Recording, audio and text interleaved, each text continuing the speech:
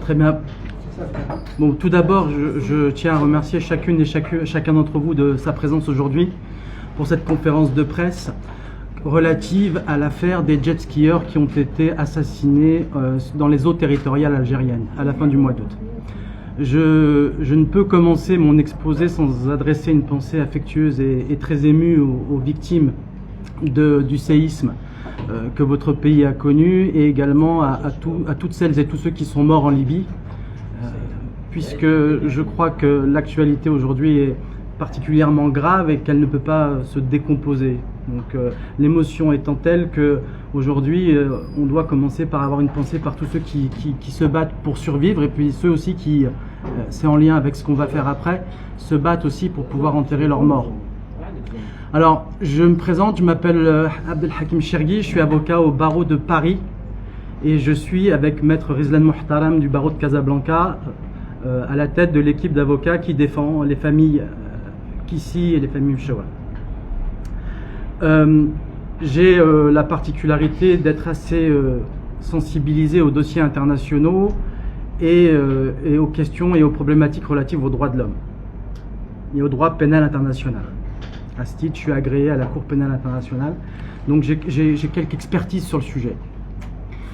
Alors, on a tenu à organiser cette conférence de presse pour plusieurs raisons. L'une de ces raisons, c'était de vous expliquer, au milieu du tumulte que cette affaire a généré, avec son lot de fake news, son lot d'incohérences et son lot, vous l'avez tous constaté, d'émotions, de passions et parfois de préjugés racistes, il était important pour les familles, une fois passé le temps des premières semaines, de venir exposer ce qui se passe. Vous l'avez constaté, on a un crime qui s'est déroulé dans les eaux territoriales algériennes.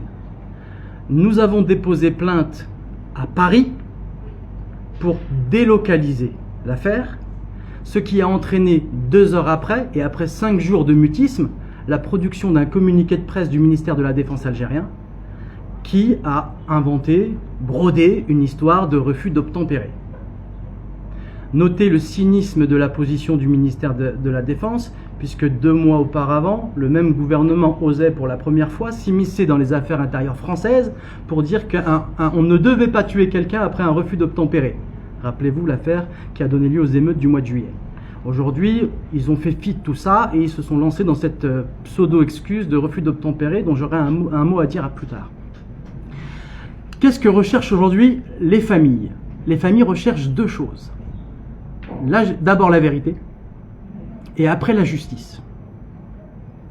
Et c'est important de dire que nous, on n'inscrit pas cette affaire dans le contexte de tensions diplomatiques entre les 2 pays. C'est évidemment lié, c'est corrélé, mais nous ne disons pas que c'est causé par cela. Et la quête des familles, ce n'est pas de résoudre un conflit entre États, entre le Royaume du Maroc et la République algérienne. Ce que les familles recherchent aujourd'hui, et c'est tout à fait légitime de leur part, c'est d'abord une quête de vérité. La vérité a commencé à poindre dans ce dossier, notamment avec le communiqué du ministère de la Défense algérien. Mais cette vérité-là, elle n'est pas suffisante. Et dans un second temps, viendra le temps de la justice. Alors, voilà quelle est la stratégie. La stratégie est d'abord d'amener les États à se positionner sur des faits. Raison pour laquelle nous avons saisi le procureur de la République de Paris qui a ouvert une enquête. Nous savions très bien que les relations entre le Maroc et l'Algérie étant rompues, que nous ne pourrions pas compter sur une entraide entre ces 2 pays. Donc nous avons décidé d'utiliser la binationalité de Bilal Kissi pour pouvoir offrir la compétence française afin que la France utilise un instrument technique qui s'appelle la Convention d'entraide pénale entre les 2 pays qui date de 2016. Et c'est ce qui s'est passé. Le procureur de la République de Paris a ouvert une enquête, qui est une enquête miroir par rapport à celle que le parquet d'Oujda a déjà ouverte, alors que le parquet algérien n'a pas ouvert l'enquête, ce qui a du sens.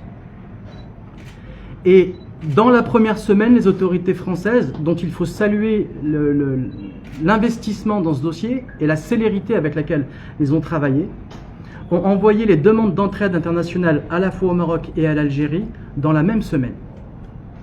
Je n'ai jamais vu ça. Maintenant, évidemment, la question de la vérité se pose. La question de la vérité se pose. Pourquoi? Parce que on n'a pas forcément des versions contradictoires.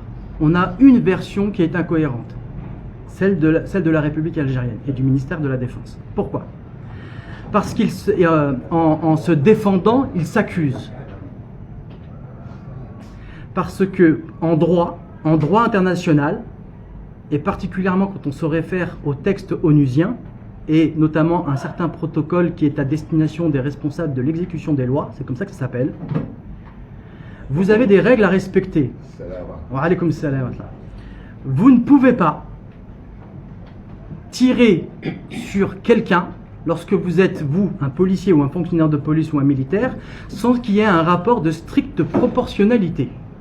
L'usage de la force létale n'est possible, n'est permis en droit international comme en droit algérien, uniquement si vous êtes en danger, et en danger de mort.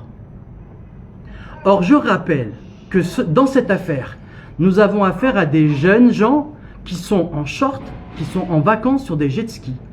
Et que nous dit le communiqué?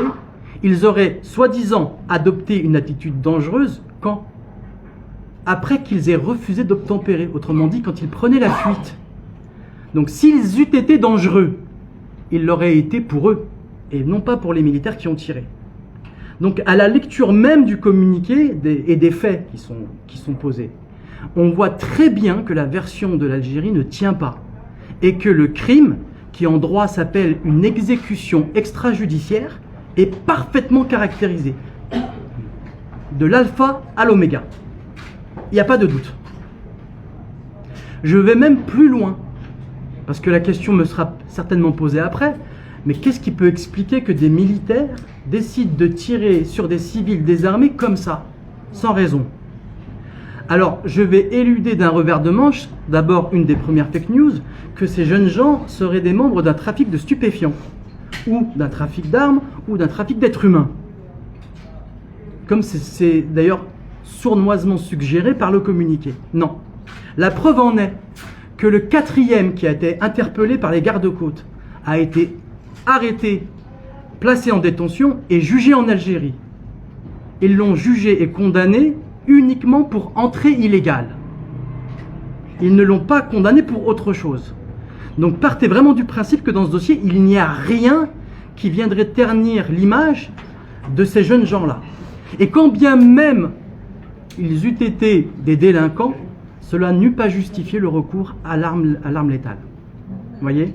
Donc on est vraiment, d'un point de vue juridique, sur un crime, une exécution extrajudiciaire. Pas plus, pas moins.